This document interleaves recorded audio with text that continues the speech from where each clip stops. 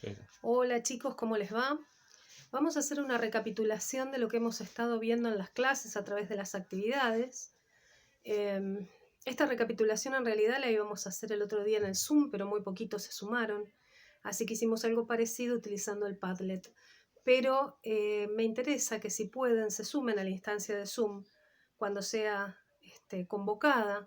Yo no los convoco todas las semanas, sino cada 15, 20 días y a veces un mes. Y son instancias importantes porque en esas recapitulamos lo que vamos viendo y nos sacamos las dudas. Vamos a hacer una muy breve recapitulación. Sigan lo que está escrito en la pizarra.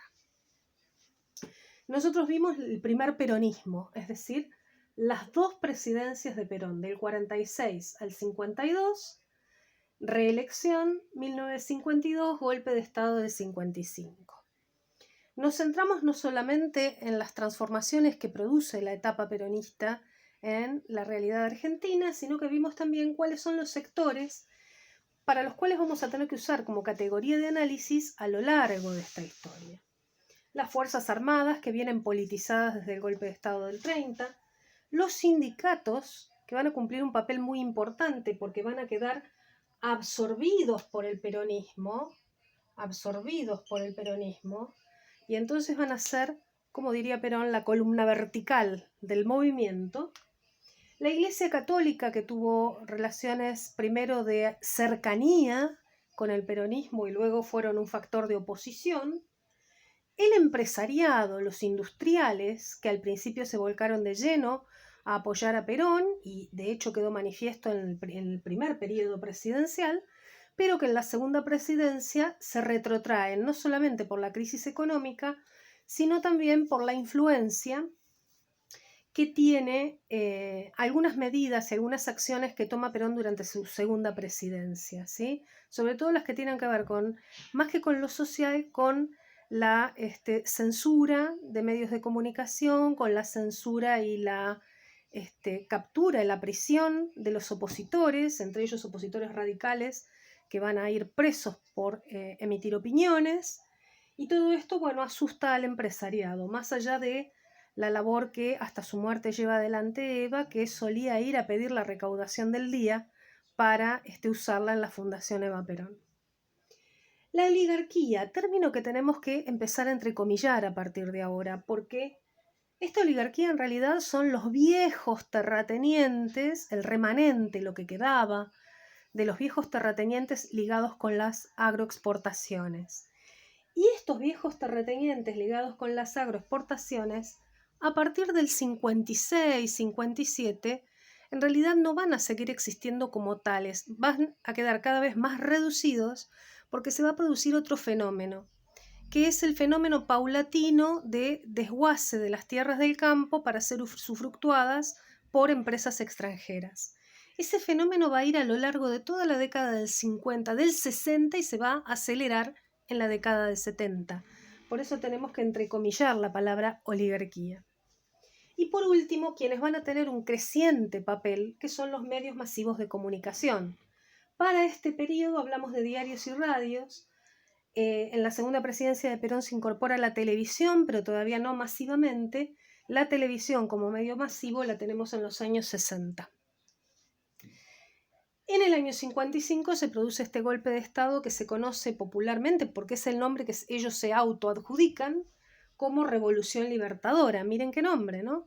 Uno cuando analiza los factores políticos de todas las presidencias y de todos los gobiernos, sean o no por golpe de Estado, siempre tiene que mirar estos elementos de carácter simbólico. Así como referimos que Perón renuncia a sus cargos militares para postularse para presidente de la nación y sin embargo en el acto de asunción de la presidencia se viste con el uniforme de gala del ejército, y eso es un dato simbólico, es un mensaje que le está dando a las Fuerzas Armadas. Así también todos los golpes de Estado y todas las democracias siguientes tienen actos simbólicos de carácter importante. El hecho de que este golpe se autoproclame como revolución, primero, una revolución implica un cambio drástico, absoluto de todas las estructuras. Y libertadora, ¿no? Que ya lo examinamos eso en el práctico del cuestionario, que se presente como liberar al país de un tirano. De hecho, hasta en los manuales escolares va a empezar a aparecer esa figura cuando, por el decreto 6141, se intente la desperonización de la sociedad, se proscriba al partido peronista y a Perón, a los dos, y se prohíba a Perón y todos los símbolos relacionados con el peronismo, absolutamente todos. Hay algo que sí quiero aclarar respecto de los golpes de Estado. El golpe de Estado del 55, al igual que el del 43 y el del 30, no vienen a implantar dictaduras, es decir, no vienen a proponer formas de gobierno con proyecto propio. Se ven a sí mismos, ¿se acuerdan que lo hicimos en un práctico cuando vimos el golpe del 30? Las Fuerzas Armadas se proyectan a sí mismas con la idea de que vienen a vigilar la democracia, a controlar la democracia, sobre todo a partir del 55, para que no se expanda el comunismo en Argentina, teniendo como referentes el surgimiento del maoísmo en China, con una enorme impronta comunista, y luego en el 57 particularmente, la revolución en Cuba, que también implantó un modelo comunista, pero en América Latina, y que va a tener mucha influencia, sobre todo en los jóvenes. Entonces, estos golpes de Estado no se ven, sobre todo el del 55 y el del 62, como con un proyecto propio. Sí se ven como interrumpen una situación y reemplazan al que está. El golpe de Estado del 62 es complejísimo, porque si bien las Fuerzas Armadas desplazan al presidente Frondizi y lo ponen preso en la isla Martín García, dejan al Estado acéfalo, es decir, lo dejan sin gobernante. Y entonces en ese momento se produce un conflicto entre las Fuerzas Armadas, entre aquellos antiperonistas que creen que el peronismo podría llegar a salvar a los obreros del comunismo, que no es tan malo, no es tan nocivo, que son los que se llaman azules, que las Fuerzas Armadas tienen que seguir este lineamiento, dicen los azules, de controlar la democracia, de vigilarla, pero no de gobernar por sí mismos, y los colorados, que creen que el peronismo es igual al comunismo, que Perón es un líder negativo y que además hay que proponer un proyecto de gobierno propio de las Fuerzas Armadas.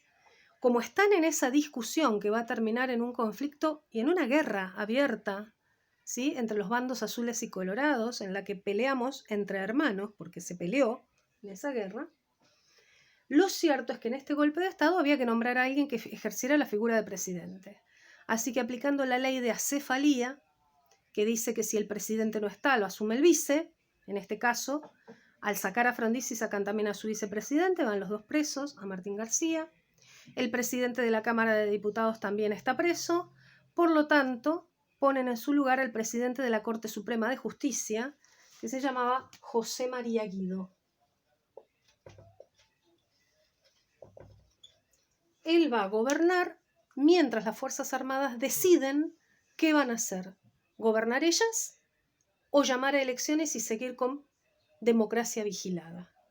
El resultado del conflicto es que gana el bando de los azules o legalistas, que dicen que es mejor seguir con democracias vigiladas, por eso hablamos de semidemocracias, y no tener todavía un proyecto propio de gobierno. Eso va a cambiar en el golpe del 66. Golpe del 66 y golpe del 76 son similares en eso. Hay un proyecto propio de gobierno, hay represión, hay censura, hay torturas, hay desaparecidos en el 66 y en el 76. Entonces, esto lo quería aclarar por algunas respuestas que vi en algunos trabajos. Por otro lado, entonces, el peso de los medios de comunicación no es tan fuerte en el golpe de Estado a Perón como lo va a ser en el golpe de Estado contra Arturo Umberto Illia en 1966. Esta etapa, que empieza del 55 al 66, es una de las más complejas, y después va a venir otra más compleja, que es la década del 70. Pero esta es una etapa muy compleja de la historia argentina y que está acompañada por unos cambios en el mundo muy drásticos, en el sentido de factores de poder como la juventud, que empieza a surgir como un factor emergente de poder, la aceleración de la carrera armamentística por alcanzar el espacio exterior. Argentina en esta época va a desarrollar proyectos satelitales excelentes y de gran calidad, incluso acá en Mar Chiquita. Pero todo eso va a contrastar con el gran problema político. Argentina tiene una polarización entre peronismo y antiperonismo muy cruda. Y eso se va a evidenciar durante toda esta etapa. Los veo en otra semana. Un cariño y cuídense.